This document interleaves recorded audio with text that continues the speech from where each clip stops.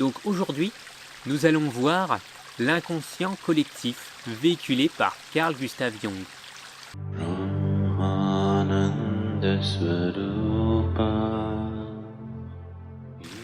La notion que j'aimerais développer dans cette vidéo est la notion du coup d'inconscient collectif et d'où il vient. En fait, pour comprendre cet inconscient collectif, il faut bien comprendre la notion d'inconscient que j'ai évoquée antérieurement. Je vous mets le lien en haut là qui va s'afficher.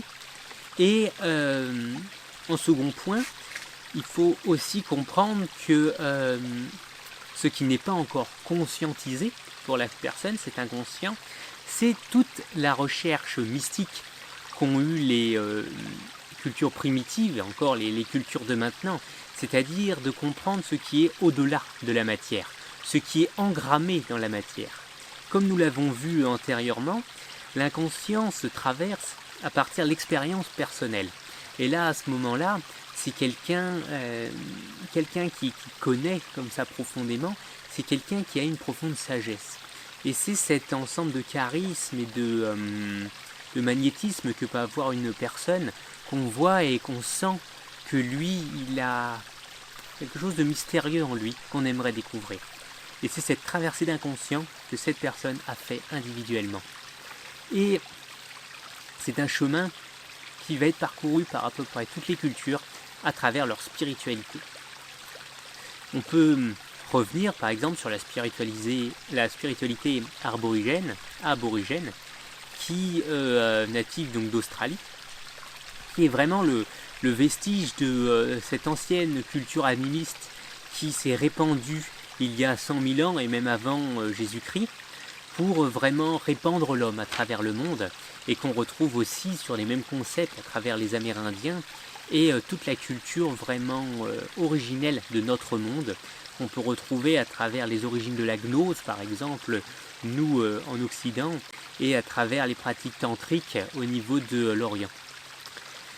Cette notion qu'on retrouve chez les aborigènes est la notion du monde des rêves.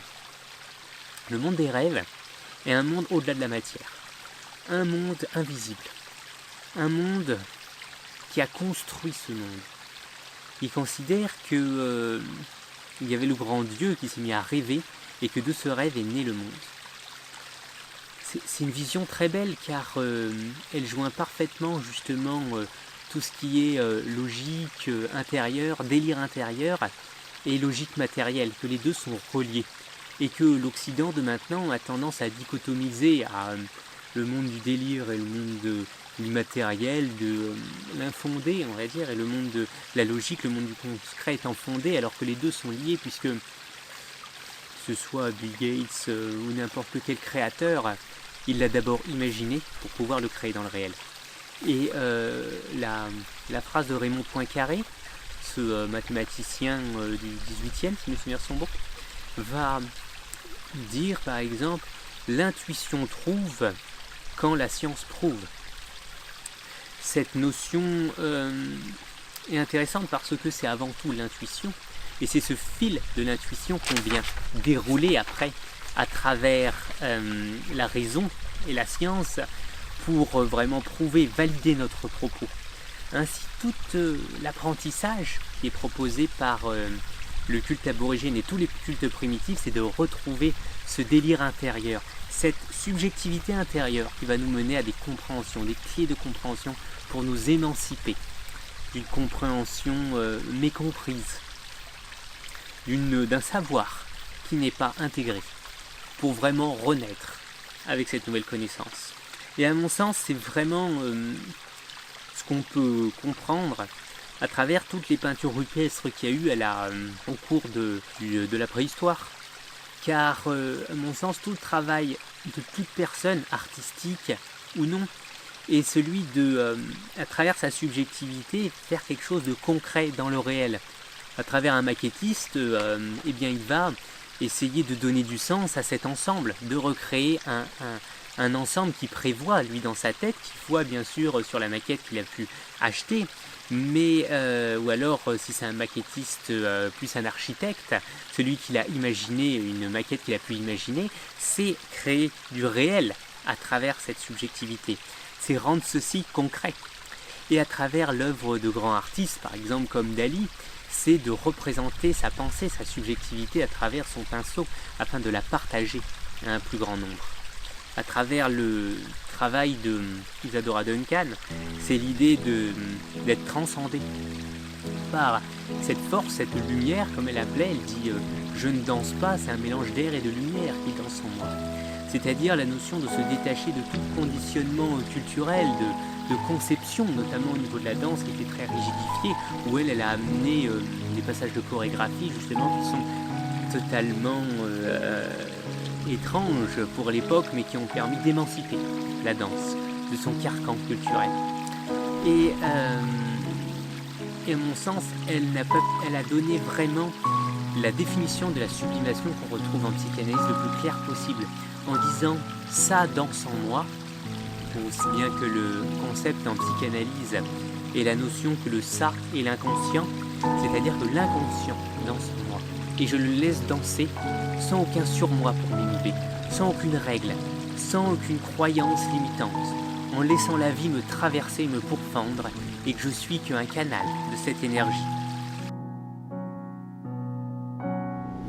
Cette notion, on va la retrouver dans beaucoup de spiritualité, notamment dans le Reiki qui propose de devenir un canal pour cette énergie de vie et de sentir que nous, à l'intérieur de nous, on est ce canal de cette énergie de vie, et la méditation est une proposition de ressentir cette force de vie qui nous transperce. Cette grande question de cette au-delà de la matière, beaucoup de personnes se la sont posées. On peut retrouver ces grandes questions métaphysiques à travers les différentes religions, égyptiennes, mésopotamiennes, chrétiennes. Et à chaque fois, il y a une proposition de vision de comment est née la vie, et en même temps, du coup, une proposition de comment le monde se trame au fond. Qu'est-ce qui meut tout ce que je vois, tout ce réel, pour mieux le comprendre. Est-ce qu'on retrouve de manière basique, si on fait un grand aperçu de toutes les religions, c'est l'idée que il y a la source mère, la source primaire, le Nun par exemple chez les Égyptiens, la mère originelle, et il y a une force de création créative qui apparaît, et que de cette terre originelle, la vie apparaît, met en mouvement tout cela. C'est l'énergie qui met en mouvement la matière. Et c'est ce qu'on retrouve dans le védisme avec le principe de Purusha et de Prakriti, où Purusha est finalement, dans les écrits des Yoga Sutras, le mouvement qui anime l'être humain, la vie, et la Prakriti est la nature, la matière qui est animée par tout cela. C'est, si on prend l'exemple du câble électrique, le Purusha c'est l'électricité, et la Prakriti c'est ce qui permet à l'énergie de traverser tout ça. C'est la Prakriti, c'est le câble, c'est le cuivre, c'est ce qui protège aussi autour. Et c'est cette matière qui est vue comme protectrice, où le Purusha est caché à l'intérieur de la matière. Le divin est comme caché à l'intérieur de ça. Et le travail de tout scientifique est de traverser la matière pour comprendre les lois qui régulent cette matière. C'est pour ça que concrètement la science n'est pas si différente à mon sens de la religion. Si on fait par exemple un parallèle entre les mythes créateurs, on a voilà ce mythe créateur au niveau égyptien, où de la mère originelle est né le tout, et on a le mythe créateur scientifique qui est d'un ensemble très chaud est née la vie, le Big Bang. Finalement, vous me l'accorderez peut-être, il n'y a pas de grande différence. Et que certes, la science se dit objective, se basant sur l'objectivité, mais les religions aussi essayent le plus possible, on va dire, de se baser sur l'objectivité. Tout le travail du Bouddha a été d'observer la nature, d'essayer de la comprendre et de l'expliquer au mieux. Et il disait d'ailleurs à de nombreux disciples, ne croyez pas en moi, mettez-moi un doute. Ce que je veux, c'est que vous soyez convaincus. Si vous n'êtes pas convaincu par mon approche, ma présence ou autre, trouvez quelqu'un d'autre. Et là, c'est une approche profondément scientifique. Et à mon sens, toutes les religions originelles ont une approche scientifique. Simplement, après, il y a toujours eu une prise de pouvoir au niveau de la religion qui a créé des hiérarchies religieuses, cléricales, et qui a fait en sorte que le dogme passe avant la conviction. Et du coup, cette approche scientifique s'est perdue. C'est pour ça qu'il y a eu cette désunion, on va dire, qui s'est faite aussi après par la rébellion de l'âge des Lumières, après la poste des Lumières, de l'approche de la Révolution. Mais à mon sens, le religieux a une approche à l'origine scientifique, et je pense que tout mystique a une approche scientifique de son quotidien et essaye de comprendre profondément ce qu'il veut véhiculer. Ce qu'il faut bien comprendre, c'est que du coup, quoi qu'il arrive, c'est toujours à l'intérieur de la matière qu'on va essayer de trouver les mystères. Et il y a, à travers cette recherche, les choses qui sont aussi élémentaires à travers toute l'approche mystique et religieuse. C'est-à-dire la notion que dans tous les mythes créateurs, il y a toujours la terre-mère, Gaïa par exemple chez les Grecs, le dieu ciel, Uranus, qui sont liés et qui vont communiquer, par exemple Uranus avec les larmes, enfin la pluie, et qui va par cette communication et cette existence ensemble, ce lien qui se crée, va donner naissance aux titans. Les larmes de Uranus en tombant sur Gaïa, la terre, donnent naissance aux titans. Et il y a du coup le lien entre le ciel et la terre qui est essentiel. Et dans tous les cultes primitifs, il y a toujours le totem qui est primitif, qui est essentiel. Et ce totem, je vous invite à regarder la chaîne que je trouve extraordinaire de Arcana, les mystères du monde, qui parle de tout ça en détaillant beaucoup plus que moi, justement, tous ces mystères sur les différentes religions, les différentes cultures, sur notamment les traditions originelles. Je vous mets les descriptions de toute façon dans la description de la vidéo, où justement il annonce que quoi qu'il arrive, il y a toujours aussi l'axis mundis, l'axe du monde, comme ce totem dans les religions primitives, qui fait un lien entre le ciel et la terre. Dans le shintoïsme par exemple, il explique que les deux dieux importants, Izanagi et Izanami dans le culte shinto, descendent sur terre avec une lance. Et cette lance va créer l'archipel du Japon. Et sans cette lance, tout serait resté incréé. Le Dieu créateur, voilà, fait un lien avec le monde grâce à ce lien, cette lance, cette axis mundi, ce totem.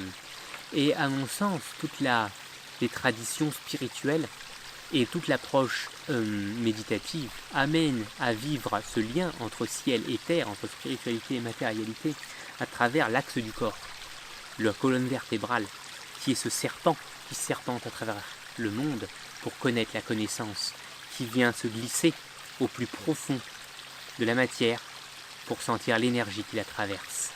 Ainsi, E égale MC2, à mon sens, n'est que cette traduction de l'énergie à l'intérieur de la matière, que, grâce à la compréhension qu'on peut avoir à travers les photons, à travers les communications qu'on peut avoir à travers le monde du vivant qui se fait par le transit des photons. Et là je vous mets en lien aussi un article que j'ai fait dessus sur l'architecture du vivant et les fascias et l'action justement des photons pour coordonner tout ça, qui à mon sens est une clé de compréhension pour comprendre comment tout ce monde fonctionne.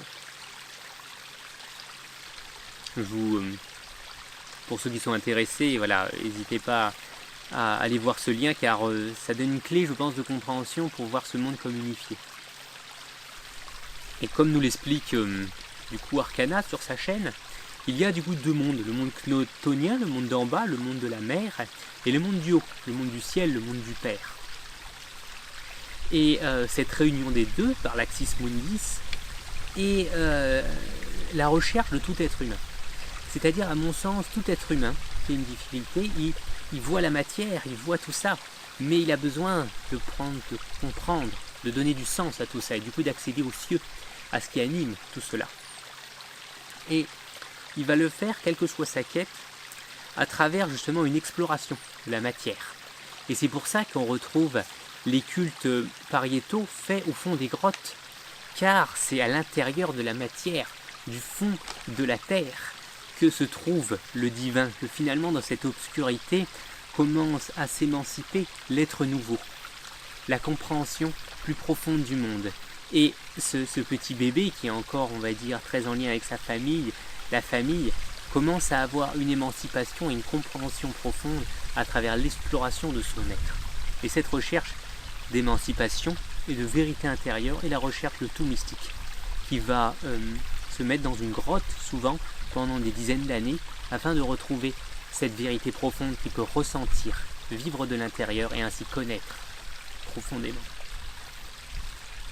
C'est ce qu'on peut retrouver à travers tous les grands sages indiens qui, après une douzaine d'années d'ermitage, redescendent sur Terre, on pourrait dire, à travers le monde commun et viennent échanger sur leurs connaissances, tout en gardant ancré en eux cette expérience et en vivant au quotidien cette expérience. C'est ça le chemin de l'illumination, c'est de vivre sa subjectivité, sa part de délire intérieur à 100% et comprendre le message qu'elle veut faire véhiculer et la compréhension qu'on en tire du monde et de comment tout cela s'articule. C'est pour ça que Carl Gustav Jung, à travers, après sa scission, à nouveau comme quand il a coupé le cordon avec Sigmund Freud, va développer tout un moment où pendant une dizaine d'années il va écrire son livre rouge, qui est son livre du fou en fait, où il va écrire tous ses délires, et qui à travers ces délires il va comprendre une profonde vérité, qui est celle qu'au fond du délire intérieur humain, il y a la science de la vie, il y a la compréhension de l'au-delà. Et c'est ce que tous les cultes à mystère qu'on peut avoir dans le mitraïsme, dans le culte de Mitra, dans le culte d'Orphée ou dans les groupes maçonniques par exemple proposent, c'est-à-dire une expérience de la mort, on va dire, symbolique de ce corps pour comprendre, pour voyager dans cet au-delà de la matière. Et cette clé de compréhension nous permet de comprendre l'action de la transe dans les cultes primitifs. La transe est l'accès à un au-delà, au monde des dieux. Et le chaman, qui est le médium aussi de cette transe et qui permet aux autres de vivre cette transe, leur permet de reconnecter à leur part de divine profonde. Et à mon sens, c'est ce que j'aimerais que toute thérapie puisse proposer. Affronter justement cet être qui est en nous pour pouvoir vivre profondément avec lui. Et profondément, tous les rites initiatiques sont uniquement là pour remontrer ça. C'est-à-dire quand quelqu'un, par exemple, est laissé pendant une semaine dans les cultes primitifs dans la nature pour arriver à se débrouiller tout seul, il y a la coupure du cordon avec le groupe, la famille ou autre pour que la personne s'émancipe et en même temps de retrouver la science profonde que la personne a, car grâce à sa survie va s'émanciper sa force de vie. Et ainsi, il va être accepté comme un adulte après quand il retourne dans la peuplade, dans le groupe. Et à mon sens, c'est le manque de ces expériences-là qui fait les différents problèmes qui peuvent être véhiculés dans nos sociétés occidentales. Et le champ de la thérapie, ce lieu fermé, ce lieu clos, qui est à l'image de l'intérieur de son être, qui va être exploré à travers l'analyse, est le moyen, à mon sens, au niveau occidental, de retrouver cette sagesse intérieure, cette vérité en soi qui nous fait le soi. À mon sens, ces cabinets psychothérapeutiques sont les vestiges de cette culture ancestrale qui a été véhiculée en groupe, par le groupe, avec le groupe, pour trouver la sagesse en soi. Avec ce rapide aperçu de la transe, des approches psychothérapeutiques ou autres, j'aimerais explorer la semaine prochaine avec vous cette opinion que j'ai pu développer, que quelle que soit la thérapie, c'est toujours la même chose qui se passe. Un voyage intérieur pour trouver cette vérité qu'on a en soi. Et ainsi, renaître avec cette vérité et connaître ainsi le monde de l'intérieur. Ainsi, je vous souhaite une bonne journée et à la semaine prochaine. N'hésitez pas à vous abonner pour être averti des prochaines vidéos, justement, de cette prochaine vidéo sur le thème de l'inconscient. Bonne journée à vous et bonne continuation sur cette journée.